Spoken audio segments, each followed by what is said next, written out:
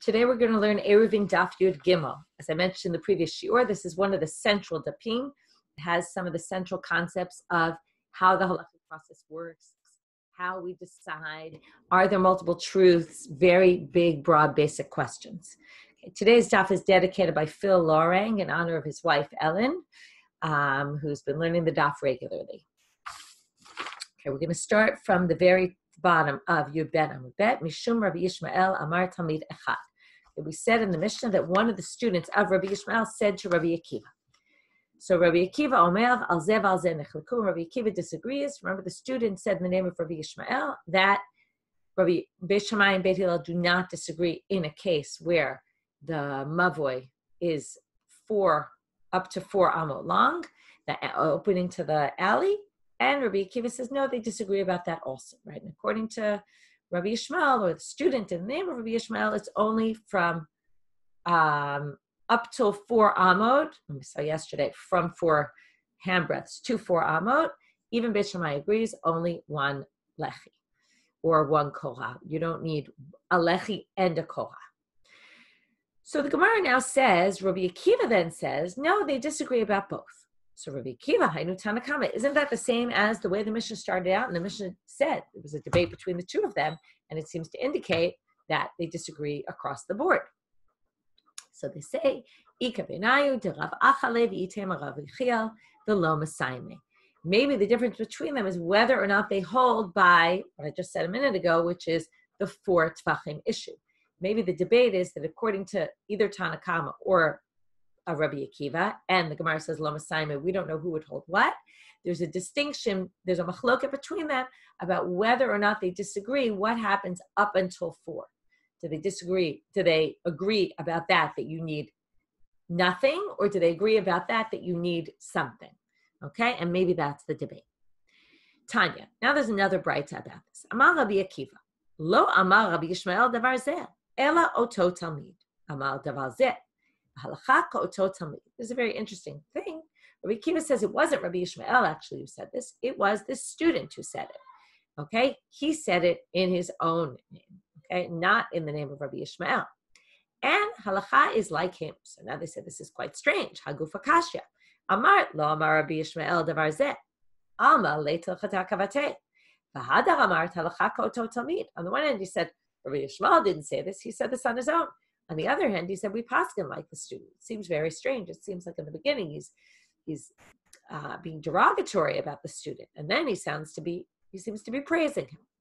So Amar Rav Yehuda, Amar Shmuel, this is how it should read. Rav Yehuda says in the name of Shmuel, Lo Amara Rabbi Akiva ela lechadei b'at talmidim. He wanted to encourage the students. He didn't really mean halacha is like the student, but he wanted to say, look, he said something of significance and he came up with it on his own. Okay, this is first thing we're going to see in today's daf about the importance of chidush and coming up with your own understanding of the text, okay? And here he was praising him for the fact that he came up with his own interpretation. But he didn't really mean that we hold like him. First of all, the whole concept of saying halacha like this student in general is a strange thing because the debate between them is only about whether or not Beit Shammai disagree with Beit Hillel or not. And we don't paskin like Beit Shammai anyway, so it's certainly there's no halachic ramifications of this in any case. So therefore, it's not so difficult to say. When he said halacha, he didn't really mean halacha, he just meant we should take this seriously, because here the student came up with his own interpretation.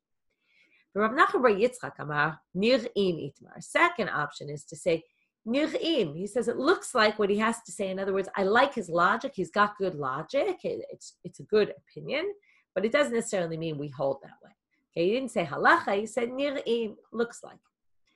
Amar Yeshua ben Levi, kol makom she'ata motzei mishum Rabbi Yishmael amar talmid echad lifnei Rabbi Akiva. Whenever we see in the name of Rabbi Yishmael, a student brought something in front of Rabbi Akiva, who is it? Eino ela Rabbi Meir. Must be Rabbi Meir.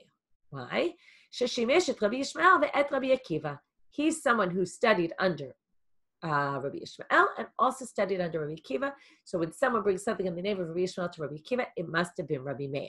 How do we know this? Detanya Amar Rabbi Meir, Kshayiti etzel Rabbi Yishmael, hayiti metil kanton litoch hadio, velo amar li davar. When I stayed in the house when I studied it by Rabbi Ishmael, I would put kankanton, which is something they use for shoes. I would put it into the ink, and he didn't tell me anything, okay? And this was to write Sifrei Torah. Okay, he was writing a Torah. Kishabati etza Rabbi Akiva asra alai. When I got to Rabbi Akiva, he told me I can't put this in. I can't use this in the ink for my Sefer Torah. So the Gemara says, Edie, is that really true? V'ha'amar Rabbi Yehuda amar Shmuel mishum Rabbi Meir shayiti lamed etzel Rabbi Akiva. Now we're going to see the opposite was the case. When I would learn Torah etzel Rabbi Akiva, not etzel Rabbi Ishmael, hayiti metil kankaton l'toch hadio v'lo amar li davar, and he didn't say anything was wrong with it. Ukishabati etzel Rabbi Ishmael, which is the flip of the previous story, amar li b'ni ma malachtecha. He said to me, son, what do you do? Amar li lablarani. I said, I'm a scribe. Amar li, b'ni haveza here b'malachtecha, shemalachtecha melechet shamayim hi, shema atam achaser ot echad, o miyater ot echad. So here we have a much longer version of the story. He says, listen, you have to be super careful with your job, because you could, with this job, you could basically, your job is holy work, basically, melechet shamayim, it's heavenly work. Shema atam achaser ot echad, if you leave out one letter, or miyater ot echad, or add an extra letter. Like, for example, Vayidaber Hashem, God spoke. If you add a vav, it's Vayidabru Hashem, and God spoke in plural, and that shows there's more than one God, right? There's two deities, which basically is going to go against, right? It's going to cause heretical beliefs.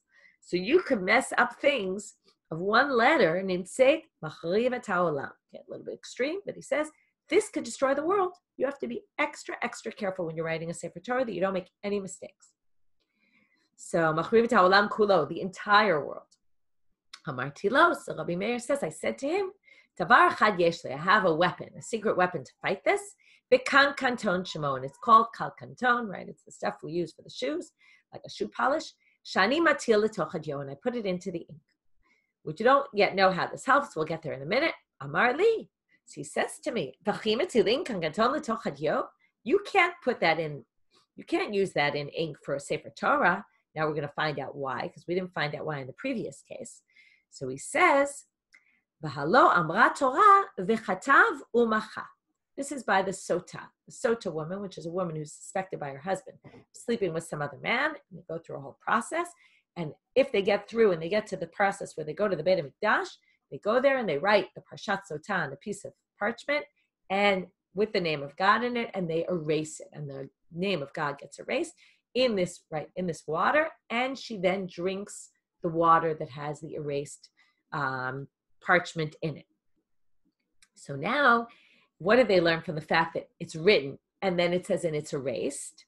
So it says, K'tav she'achol limchot. It has to be, the Sefer Torah has to be written with ink that can be erased. So here you have it. You can't use kankanton because it can't be erased. There's debate about whether it can't be erased at all or it can't be erased fully, right? There'll still be a mark of it.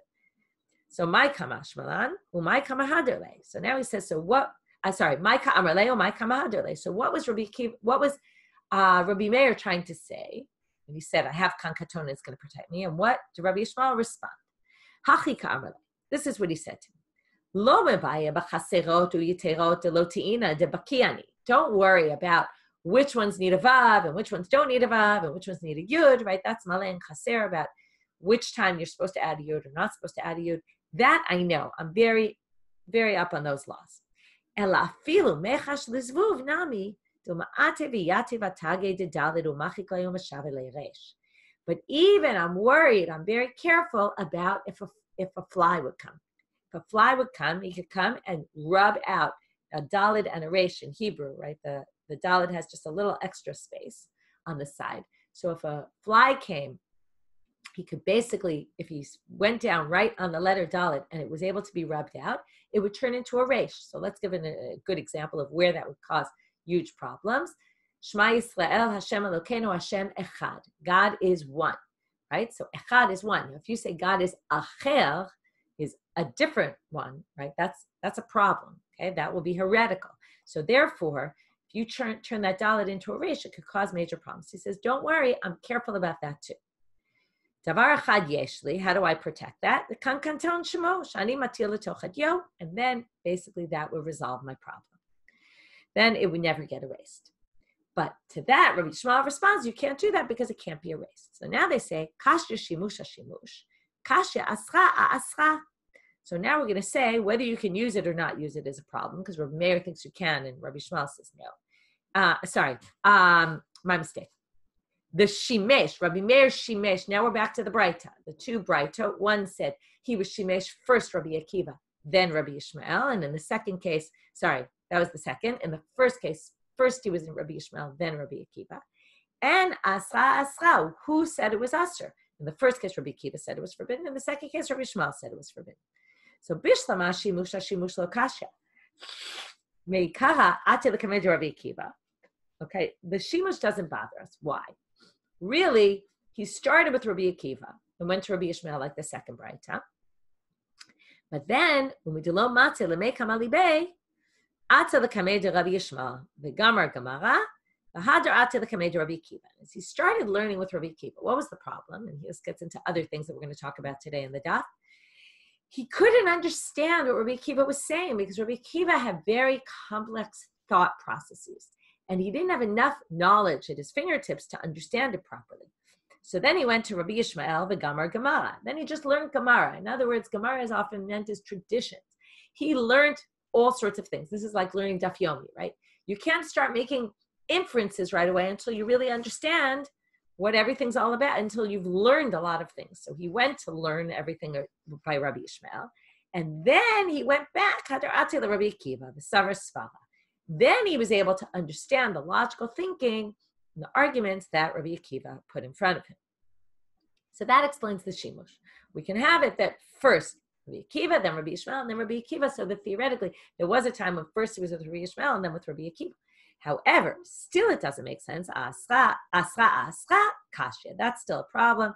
And the Gemara says, in fact, Kashya, these two sources do really contradict each other. Tanya, Rabbi Yehuda Omer, Rabbi Meir Haya Omer, Lakol metilim kan kanton letoch hadyo, chutz mi parashat sota. Now we're going to hear Rabbi Meir. How does Rabbi Meir relate to the sota issue? If it has to be erased, how could he put kan kanton? So now we learn that Rabbi Meir would say you could put kan kanton in every section of the Torah, just not parashat sota. That section you can't write with kan kanton because it needs to be erasable. Rabbi Akiva Omer Mishmo, Rabbi Akiva said in the name of Rabbi Meir, Chutz mi parashat sota shebamikdash.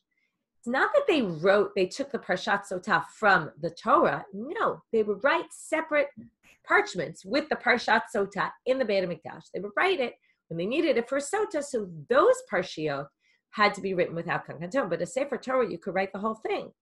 So my benayu, what's the difference? Am Rav Yirmiyah limchok la min haTorah ika benayu. The whole machloket between them is, can you take a section, can you cut out a part from the Torah and use that in the Mikdash or not? So according to Rabbi Meir, it sounds like you can. According to Rabbi Yaakov, no. You will write a separate Parshat Sotah in the Mikdash. And now they say the Hane Tanai ki Hane Tanai. This machloket between the two of them matches another Tanaitic debate. De Tanya says in the following Braita, Ein Megilatak Shera Lashkopa Sotah Acheret. If they had a cloth ready for one sotah, and then in the end she didn't drink the waters for whatever reason, she didn't need it, so they can use it to give, if it was written, not erased, but if it was written for one woman, you can use it for you can't use it for a different woman who needs it. Rabbi Achai Bar Yoshi Amar Megilatak Shera Lashkopa Sotah Acheret. You can use it for somebody else. So now we're going to assume that what? If you can use it for someone else, that matches the fact that it can be written in a Sefer Torah. If they wrote special ones in the Mikdash, then those were written for specific women. It can't be used for anyone else. But it doesn't exactly line up. And such says Rapapa Amar, Papa Dilma Lohi. No, you don't necessarily have to say that. You could say, Ad kan lo ka'amar tanakama hatam, ela kevan de intik l'shum Rachel, tu lo hadra mintika l'shum Leah. It's only if you had it written and it was designated specifically, it was written for someone, then you can't move it to someone else. Aval gabe Torah, but if it were written in the Torah, it doesn't necessarily mean it had to be written in the Mikdash. It could have been written in the Torah, and then it's written stam, not for anyone in particular. Michteve hachinami demachkinan. If it was the stam michteve, if it was written without the intent for a particular woman, then it can be taken from that Torah and used for anybody else. and therefore you wouldn't necessarily think that those opinions are connected. Amar of Nachman bar Yitzchak, he also has a different way of saying these opinions don't connect. Dilmalohi adkano kamar Rabbi Acha bar Yoshia hatam, when he said, he was the second opinion, he said it's Megilatak Sheralash Kopa, you can use it for a different sota. He said hatam ela de ichtav michtav l'shum sota ba'olam. It's because it was written specifically for a sota rather than a regular Sefer Torah. Aval gabei Torah delihit lamei ktiva hachinami delo machkinan. Maybe he would say that if it was written specifically for a Torah, lihit lamed, like to learn how to write or something was written like that, then you wouldn't be allowed to erase it. Okay, in which case, Tanakamu says,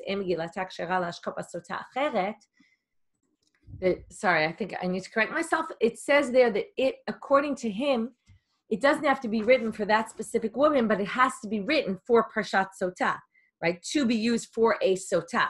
And therefore, for a Torah, maybe you wouldn't be allowed at all to erase it. And then everybody thinks that you can't use a Torah to erase. Okay, so each of them explain that maybe both of them side on either side of the debate about whether you can use a Sefer Torah or not.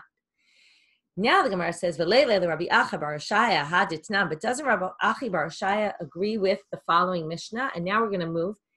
This halacha of it being written for the particular sota woman, it's the same as a halacha in get, that we say it has to be written lishma, for the name of that particular woman. So for example, if you find a get in the garbage and it was written for a woman and a man with the same name as this woman and man, you can't just, and let's say, it's your name and your husband's name, and you want to just use that get, you can't do it. The get has to be written for the name of the particular people who it's used for.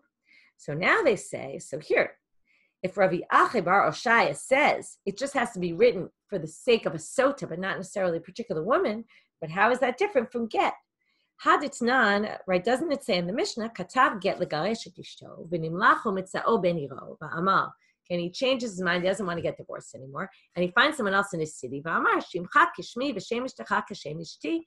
Oh, here, look, you want to buy this off of me? Right, here, it's exactly your name, and you want to divorce your wife? Perfect. Pasul legareshbo, it doesn't work. So how does he have it work in sota? Say, there's a big difference between this and sota. Now what's similar? By get, it says v'katavla sefer krituv v'natam biyada, it has to be written, right? V'katavla lishma. Here also, hachihashta, so they say, why are you comparing these two? Hatam v'katavla, therefore, ba'inan k'tiva lishma. Because it says v'katavla, the k'tiva, the writing part, has to be done with the intent for that woman. But hacha ba'asa laktiv be'inan asiya lishma asiya dida mechikahi. Here it says ba'asala, you have to do for her. That means, what's the doing part? The erasing. The important part is not the writing part here, because the writing is just, you're going to erase what's written. So the writing is not what's important. That has to be done lishma. It's the erasing. So therefore, that can be done even with something that was written for somebody else, and therefore it's not a problem. Amar Rabbi Acha bar Chanina, galoi v'yadua lefnei misha amar v'haya ha'olam she'ein b'doro shel Rabbi Meir k'moto. Now we're going to say, he was the greatest in his generation. Okay, if you want a good intro to Rabbi Meir, you can look up online things about him. There's a good, if you have the Steinsaltz, there's a very good, in the Koran, there's a very good section all about Rabbi Akiva's life, how great he was. Umipnei ma lo kav'u halacha k'moto. But why don't we paskin like him? If he was such a great person, such a great rabbi, such a great leader, he was known as a great teacher, why don't we hold halachas like him? What's the reason? Fascinating. People couldn't understand him properly. Okay, they couldn't figure out. They maybe understood him because he was a great teacher. He was known to, but what couldn't they understand? They couldn't understand what he held. Why is this? This is fascinating.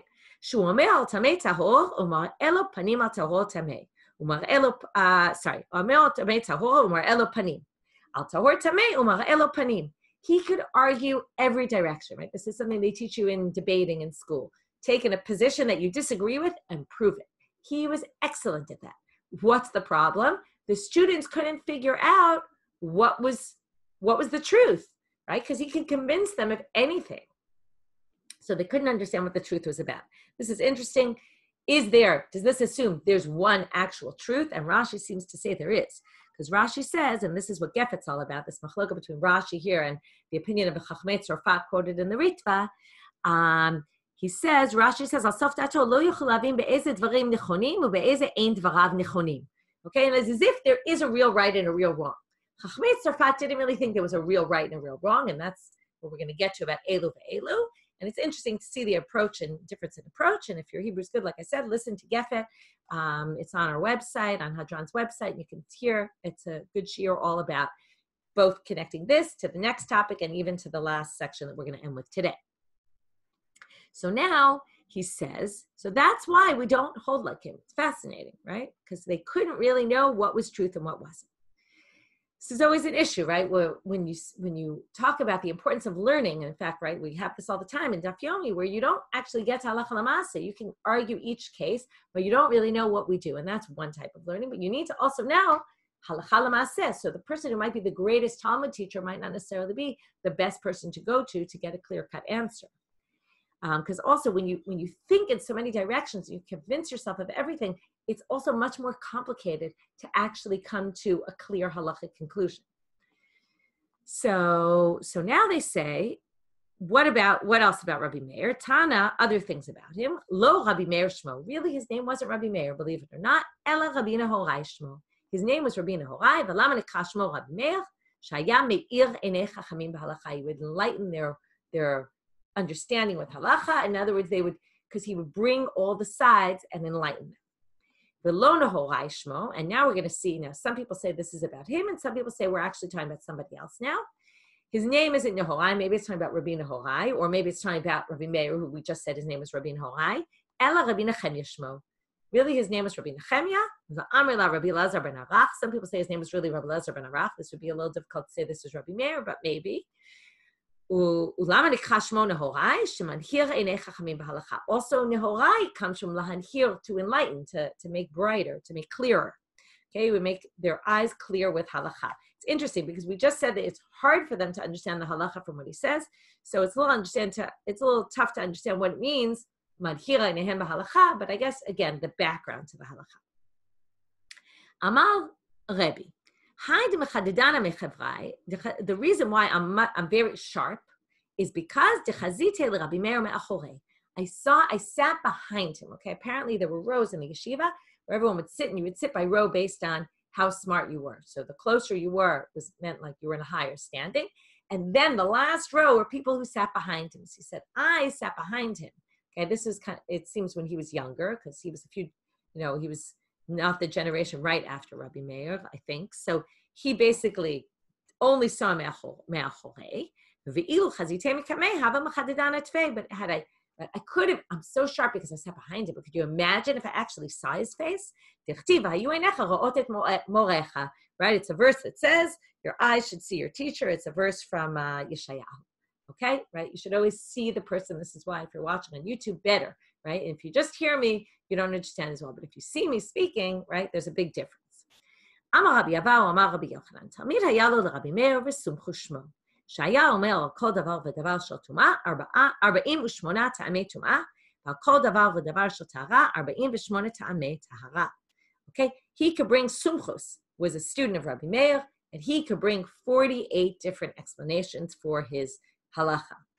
Tana, another thing. Tell me another braita. Tell me vatik haya b'Yavne, shaya metayer et sheretz b-150 ta'amim. Okay, this is interesting, right?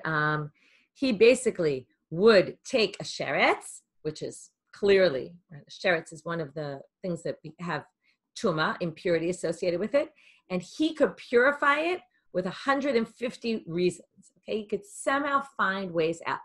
Again, the Mepharshim struggle with this. How could that possibly be? If a sheretz is mitame from the Torah, how could this possibly be? Some people say we're talking about minor, side things that have to do with it, but not directly a sheretz issue. Okay, but he could somehow find all these ways to do it. Again, this is showing the sharpness. Okay, and Hebrew, the harifut of these rabbis. They were able to really, right, come up with lots of different explanations for the other side. Amar Ravina, ani adun v'taharenu. Okay, I can also do this. Here's my logic. just like a nachash, a snake. Now, a snake, generally we know the Shmona Shratzim have tuma. Okay, these are 8 listed in the Torah. We've talked about them in Shabbat. There was a parak Shmona Shratzim. And there's animals, behemot and chayot have impurities, but a snake doesn't fall into any of those categories. So a snake, shememit umarbetuma, that can kill and create impurity, because if he kills a person, the person becomes tameh, right? Avi avot tuma, and he's metame, people who are metame to that dead person. So it's and yet a nachash itself is tahor. So sheret she'en memit, a sheret doesn't kill generally, umar betum'ah, and therefore doesn't cause a lot of impurity. Lo kol shekain. Wouldn't it be logical that sheret shouldn't be metameh? Velohi, but this isn't true. This isn't a good logic because maaseh kotz ba'alma ka'avid.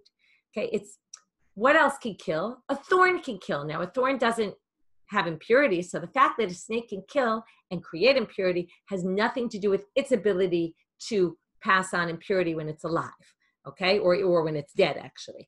It doesn't have anything to do with its ability to pass on impurity when it dies, because look at a thorn. A thorn has no ability to, it can kill someone, but nobody ever thinks that a thorn itself could be tameh, so therefore that's not a good explanation.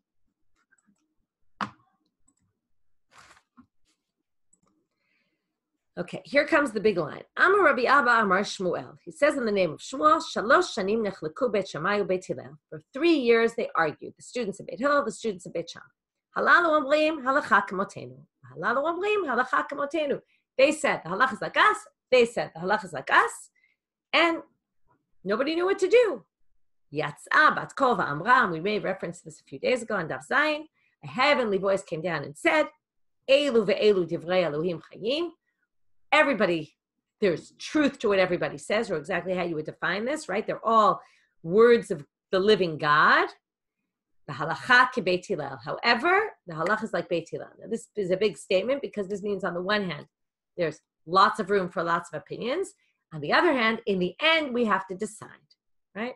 There's a whole article by Moshe Simon, which I think is going to be published soon. It's not even published yet. I got a hold of it. And he basically says, his whole theory is, there's a whole theory in the academic world about when this whole concept of, on the one hand, pluralism, on the other hand, is one opinion, and really the idea of there being one opinion, and how this interplays with the pluralistic approach, when that started, and the academic approach is to show that in the Yerushalmi in Israel, it kind of started there in the Tannaitic time period, but then, or what Moshe Simon is trying to say, Moshe Simon Shoshan, is that it really started early in the Tannaitic period in Eretz Yisrael, because it seems that in the Yerushalmi, in the Gemara, it's less of an issue, this whole pluralism idea. It's kind of downplayed, whereas it's much more played a very central role in the Bavli. What he claims is it really dates back to Tannaitic times in Eretz Yisrael, but then slowly in Israel, they kind of limited it because they wanted to have this centralization of authority, whereas in Bavel, they kind of tried to balance the two. Whereas there is halacha, on the other hand, there's also pluralism, okay? And a lot of room for belief that there's a lot of right answers to things. This obviously raises the question, could there be multiple truths? How could there be multiple truths, right? What does this mean? And there's many varying different approaches. We're not going to go into all the details here, but this is a great topic to research further. So then the Gemara says, if really everybody's right,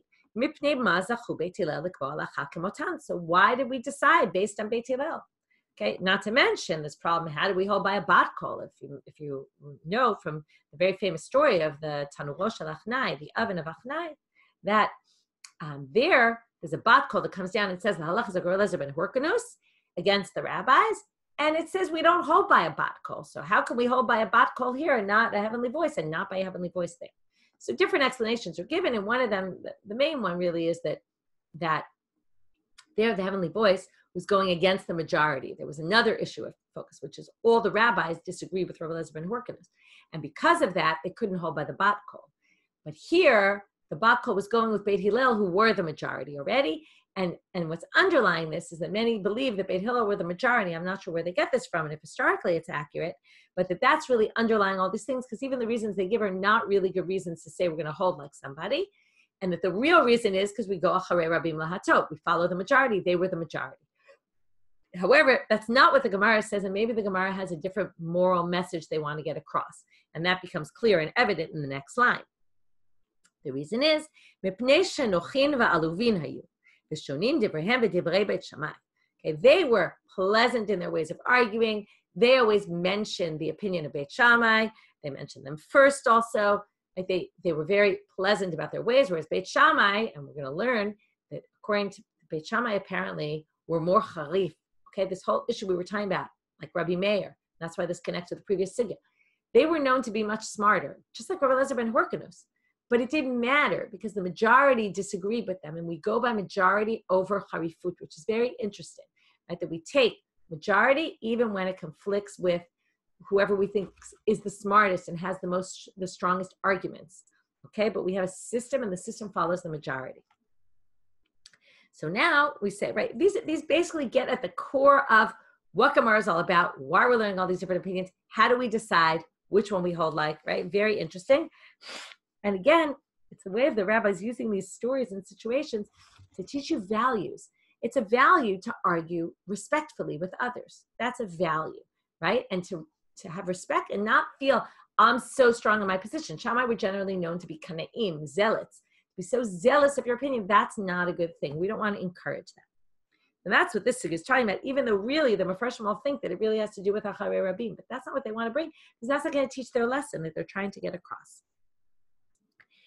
Right? That's what I said before. They mention Beit Shammai first. How do we know this? Like in the following debate. If your head and most of your body is in the sukkah, but your table is in your house, Beit Shammai poslim, Beit Shammai said that's no good. Beit Hillel machshirin, because most of your body is inside the sukkah. Amru Beit Hillel Beit Shammai. Now notice who was mentioned first? Beit Shammai. Okay? Amru Beit Shammai Beit Hillel. So they say to Beit Shammai, Amru Beit Hillel Beit Shammai. Lo kach haya maaseh. Wasn't this the case? Shalchu ziknei Beit Shammai ziknei Beit Hillel levakeret Rabbi Yochanan ben Achoranit. All of us, right? The Beit Shammai people and the Beit Hillel people, we all went to visit Rabbi Yochanan ben Achoranit. Maybe they're even describing something that happened a generation before them. He was sitting exactly in this way. And there you see, right? He was doing that, must be okay. That's what you want to get a proof from? You don't remember the rest of the story. They said to him, first of all, you see here, the Beit Shammai was again very zealous in their opinion. The Beit Shammai people that were there said to him, you're not fulfilling any mitzvah of sukkah by doing this. So what does this all teach you? And again, here comes their big value. Anyone who lowers himself, God raises him up. And anyone who puts himself on a pedestal, God brings him down. If you're chasing greatness, the greatness runs away from you. You won't get it. And if you run away from greatness, you will get, the greatness will chase after you. Anyone who pushes the moment, tries to force something in, okay, the sha'ah is going to knock him out. But if you hold yourself back, it will be there waiting for you. Last braita before we get to the new Mishnah, Tanu Rabanan, Shtei Shanim v'mechza nechleku Beit Shammai u'Beit Hillel. This starts out in the same way, but here they're arguing about a particular thing. Halal u'omrim noach lo la'adam shelo nivra yoter mi shenivra. Very famous argument, philosophical argument. Better that man not have been created at all. Halal u'omrim noach lo la'adam shenivra yoter mi shelo nivra. Better that man was created, right? That's Beit Hillel. Good that man was created. And Beit Shammai says man is so evil and always with desires to do bad things, and it better to have not have been born. Nimnu v'gambru, they stood up and took a vote. And interestingly, what happened? They voted noach lo la'adam shelo nivra yoter mi shenivra. They actually voted and they tilted to Beit Shammai, and they agreed with Beit Shammai about this issue. Achshav shenivra, but now that man is already created, so what should one do? Yifashvesh b'ma'asav va'amrei la yimashmesh b'ma'asav. Okay, what is the difference between yifashvesh and yimashmesh? They both kind of mean you should look into your actions.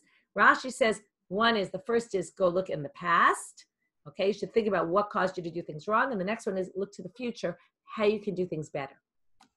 But in Mesilat Yesharim, says something very beautiful. He says, Yefashfesh is to look at your bad deeds and, not to do that. And lemashmesh is to look at your good deeds. Sometimes when you do good things, there's bad midot, right? Mesilat Yesharim is a book all about bad. The path of the just is all about bad traits. And that sometimes you do something for good reasons, but there's selfish motivations, there's other things, and you should try to improve those. That's the idea here. Okay, in any case, very interesting debates, lots to go into depth here, but we're going to stop here and move on.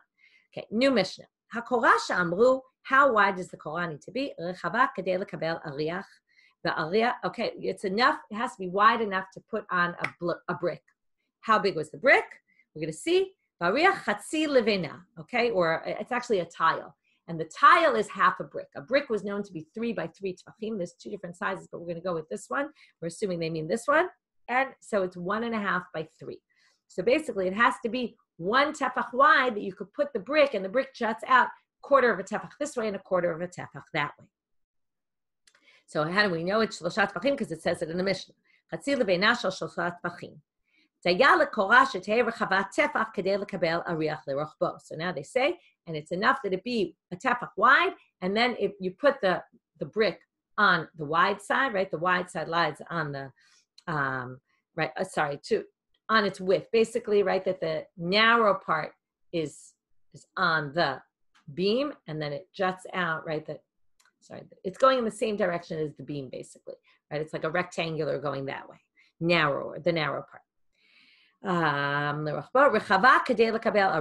has to be wide enough in order to accept it, and it has to be strong enough that you can put a brick on it. It just needs to be wide even though it's not strong.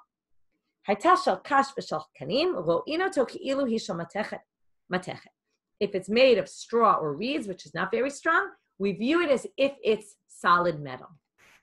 Here they say, interesting, some people say what he means is if it's very thin and even metal won't be strong, so then the thin, right, whatever thickness it is, has to be, if it were that thick and it were metal, would it hold it or not? Or some people say, no, it just means anything would be strong enough because metal would be strong. If you can't measure it exactly, right, to take an ariach, so we look at it as if it's pshuta. Okay, here there's a picture. Right, we haven't had pictures yet today.